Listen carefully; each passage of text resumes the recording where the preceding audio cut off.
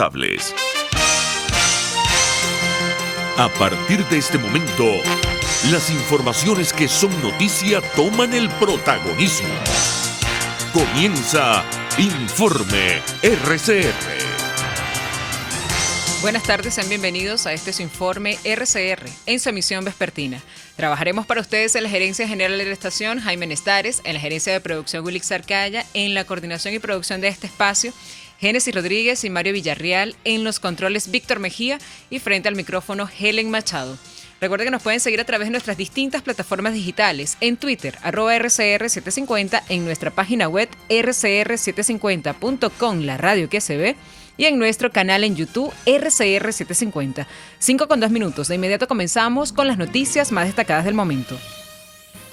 Por un acuerdo integral que garantice la transición ordenada en Venezuela, abogó este lunes el presidente interino Juan Guaidó, tras destacar la importancia del triunfo de la Mesa de la Unidad Democrática en la elección regional del estado Barinas, este domingo 9 de enero, para alcanzar los objetivos de las negociaciones en México. El mandatario encargado destacó la voluntad de cambio que demostraron los ciudadanos en la entidad llanera y aplaudió que no se doblegaron ante el poder del ejercicio por el régimen de Nicolás Maduro durante el proceso de este domingo. Desde cada uno de los espacios, lo que debo decir en este momento y ratificar es nuestra voluntad de lograr un acuerdo integral que genere garantías a todos los sectores de la población venezolana para una solución a este conflicto. Hoy ratificamos nuevamente a todos los que están ahí. Y esto es algo sencillo: que se ponga fin a la persecución política, que se libere a los presos políticos, que logremos un cronograma para elecciones libres y justas, que logremos la reactivación económica del país. Y esto me lleva, por supuesto, un mensaje a la Fuerza Armada Nacional. Y lo advertíamos el 5 de enero en la instalación del Parlamento. Evitar que se convirtiera en un partido político, el partido político Plan República. Ahora, yo voy a hacer un reconocimiento. El día de ayer fue respetada la voluntad del pueblo de Barinas. El día de ayer, y es lo que esperamos, además de cara a ese cronograma de elecciones libres y justas por el cual estamos luchando, para que se exprese la voluntad del pueblo de Venezuela, que se respete la Constitución. Un régimen señalado por delitos de lesa humanidad debe tener claramente el respeto por la voluntad y el soberano. Guaidó aseguró que el triunfo del candidato de la unidad en Barinas fue una muestra de resistencia, de coraje y humildad del pueblo de esa entidad regional, que no estaba dispuesto a rendirse a pesar de las decisiones del régimen de repetir un proceso que ya había arrojado un resultado claro el pasado 21 de noviembre a favor de las fuerzas democráticas. Era un proceso de repetir una elección que ya tenía un resultado claro, que había sido secuestrado incluso unas actas, para evidenciar sus contradicciones internas, para evidenciar hoy lo que todo Venezuela ya sabe, que enviar un mensaje muy claro. Es un acuerdo integral lo que da solución alternativa al pueblo de Venezuela. Pero más allá de eso, miren, yo quiero darle las gracias a los que no se rinden. Hoy principalmente al pueblo de Barinas, hoy principalmente a ese 70% más de personas que decidieron movilizarse, organizarse, entendiendo las desventajas, entendiendo la ausencia de condiciones, entendiendo, incluso como le denunciaba uno de los que están hoy en el CNE, la poca capacidad de fiscalización incluso de ese organismo. Creo que una elección para todos como lo fue el 2015. Por su parte, la presidenta del Control Ciudadano para la Seguridad, la Defensa y la Fuerza Armada Nacional, Rocío San Miguel, aseguró este lunes que la institución castrense en nuestro país no tomó la decisión final de reconocer o no la elección en Barinas este domingo y su posición seguramente respondió a los lineamientos del Palacio de Miraflores. Tal y como ocurrió el pasado 21 de noviembre, la especialista advirtió que el jefe de la Zona Operativa de Defensa Integral SODI en Barinas retuvo un grupo de actas en noviembre con el fin de retrasar el proceso de órdenes superiores. demasiados mitos al respecto. Lo que sucedió el 21 de noviembre con el general Serrano Gotera, que era el comandante, o continúa siendo el comandante de la SODI Barinas, es que claramente recibió instrucciones de Miraflores en ocasión del triunfo electoral de la oposición el 21 de noviembre, y se le solicitó directamente que mantuviera las actas de 3 mesas para que se dilatara todo el proceso de toma de decisiones respecto a qué hacer con Barinas en noviembre del año pasado. Es decir, no es que los militares toman la decisión unilateralmente de no reconocer. Es un proceso de toma de decisiones mucho más complejo que tiene como órgano clave, decisor o de dar instrucciones Miraflores. En este caso, claramente Miraflores aceptó la derrota, muy tempranamente Arreaza reconoce la derrota y los militares simplemente cumplen la orden. Es decir, creo que eso es importante tenerlo claro para derrumbar mitos en torno a esa relación entre militares y elecciones en Venezuela. San Miguel advirtió que la institución armada en nuestro país tiene serios problemas operativos que quedaron en evidencia durante el despliegue del Plan República, durante la repetición de la elección regional en Barinas. Prueba de los problemas del despliegue operacional o de la limitación de efectivos militares que hay como pie de fuerza para estas labores, queda en la conformación del propio Plan República en el estado Barinas. Ciertamente hubo un despliegue de órganos de seguridad del estado que alcanzaron una cifra de más de 24.000 efectivos en el estado, pero de ellos solamente 4.000 eran efectivos de la Fuerza Armada Nacional, porque 10.000 de ellos eran componentes de la Milicia Nacional Bolivariana que en propiedad no forman parte de la Fuerza Armada Nacional. Y esto es un análisis bien importante porque nos está dando varias lecturas. La primera de ellas es los problemas operativos que tiene realmente la Fuerza Armada Nacional para tener un pie de fuerza que dé respuesta a los enormes y muy graves problemas fronterizos. Y en segundo lugar, un análisis también que no puede perderse de vista. El Plan República está dejando de ser ejecutado en los centros electorales por efectivos de los 4 componentes de la Fuerza Armada Nacional y está cada vez más siendo asumido por otros órganos armados del país. Para muestra, la presencia de 10.000 milicianos versus 4.000 efectivos de los 4 componentes de la Fuerza Armada Nacional en Barinas y 14.000 otros órganos de seguridad. Me estoy refiriendo a DIGESIN, SEBIN, cuerpos de Policía Nacional, Estatal y Municipal. Eso es muy importante, muy significativo, porque ya se venía sospechando en los últimos procesos electorales, pero quedó perfectamente discriminado en este estudio de caso en el que se ha convertido el análisis de las elecciones en Barinas.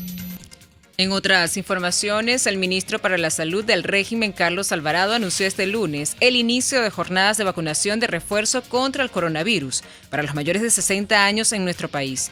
Desde la Unidad Educativa Nacional Eduardo Crema, en la parroquia El Paraíso en Caracas, y a propósito del regreso a clases presenciales, el titular de la cartera de salud explicó que en ese recinto tenían previsto vacunar a 40 estudiantes con la primera y segunda dosis contra el COVID-19 y a 30 profesores con la dosis de refuerzo.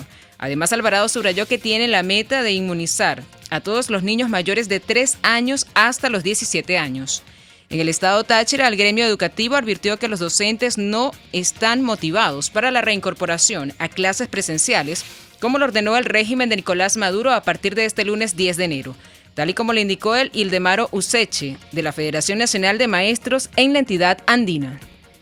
En estos momentos tienen un salario que aun cuando el gobierno asoma a través de las federaciones venezolanas y a través de los emisarios del gobierno acuerdos en cuanto a solución del salario, mientras siga vigente el tema del bolívar como moneda única nacional para hacer los cálculos que tienen que ver con la asignación salarial, nosotros seguimos desnudando una crisis más profunda, porque el dinero que se gana en bolívares no alcanza, porque lo que ganas hoy en la mañana, en la tarde, no sirve para comprar un producto. Por eso nosotros creemos que en estos momentos, cuando el gobierno nacional llama al reinicio de clases el 10 de enero, no sabemos con qué personal docente va a contar, porque los docentes en estos momentos no están motivados ni anímicamente ni económicamente para asistir a las instituciones educativas, porque el salario no les alcanza ni siquiera para ir a la institución educativa, mucho menos para regresar a su hogar cuando ese salario de 10, 20, máximo $25 tienen que costear gastos que tienen que ver con la alimentación, con la vivienda, con el vestido, con el traslado, con la salud, con la recreación, y en este país con ese salario es invivible, y menos un... Y en materia internacional, altos diplomáticos de Estados Unidos y Rusia mantuvieron negociaciones cruciales sobre las tensiones en torno a Ucrania y las exigencias de seguridad de Moscú, con pocas esperanzas de algún avance. Tropas rusas siguen concentradas en la frontera ucraniana y Occidente. Temen una invasión. Por su parte, el viceministro de Exteriores ruso, Sergei Ryabkov, indicó que llegaron a Ginebra con una posición clara, con una serie de elementos comprensibles que ya ha sido formulado al alto nivel. Estados Unidos debe prepararse para alcanzar un compromiso, decía el viceministro de Exteriores ruso. Hemos venido aquí con una posición clara, con una serie de elementos comprensibles que ya han sido formulados a alto nivel, por lo que desviarse de nuestros planteamientos simplemente no es posible. Entre tanto, el gigante farmacéutico suizo Novartis anunció resultados positivos de sus ensayos clínicos en fase 2 de Ensovibep, en un tratamiento antiviral contra el COVID-19 desarrollado con el laboratorio helvético Molecular Partners, llamado Exovibep. Este tratamiento administrado por vía intravenosa alcanzó sus objetivos primarios en ensayos de la fase 2, que corresponden a la fase intermediaria de los estudios clínicos sobre la reducción de la carga viral al cabo de 8 días para las 3 dosis probadas, indica Novartis en un comunicado. También alcanzó sus objetivos secundarios relativos a las hospitalizaciones y admisiones en ciudadanos intensivos o fallecimientos, logrando una reducción de los riesgos del 78% para los pacientes que recibieron este tratamiento respecto a quienes recibieron un placebo preciso, el grupo suizo. Y mientras tanto, en España, el presidente del gobierno, Pedro Sánchez, informó que su ejecutivo lleva semanas trabajando en un plan para abordar la evolución del coronavirus como la de la gripe común, abandonando así, por ejemplo, el control exhaustivo de casos, y está intentando abrir este debate a nivel europeo. Según publica este lunes el diario El País, el gobierno está ultimando este plan con la intención de observar el coronavirus como una enfermedad respiratoria, lo que en la práctica supondría ir dejando de un lado el recuento detallado de casos y calcular en su lugar cómo se expande la enfermedad a partir de muestras significativas recogidas por profesionales sanitarios.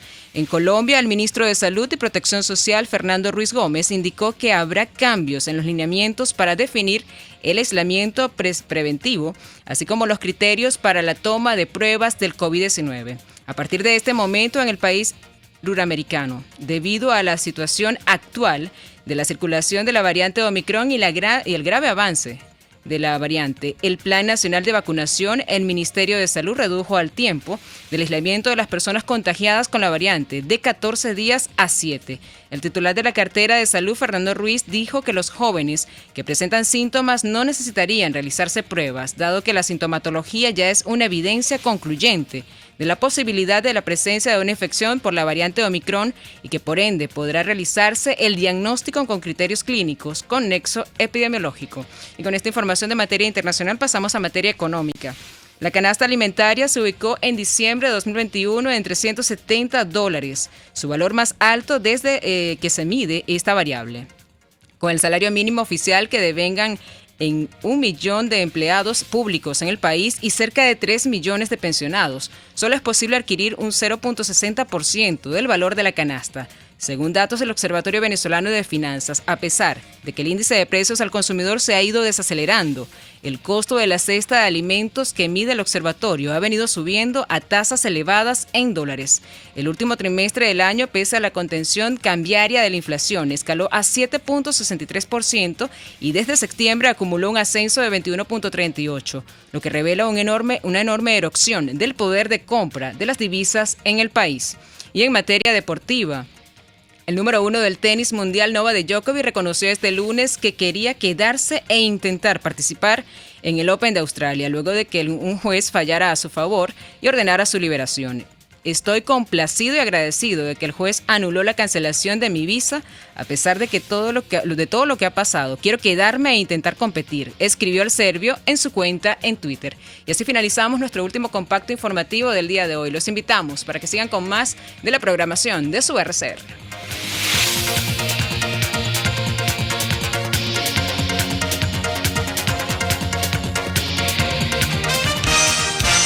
Hasta aquí este compacto noticioso. Manténgase en nuestra sintonía, porque estaremos informándole de la noticia al momento de producirse. RCR 750 AM.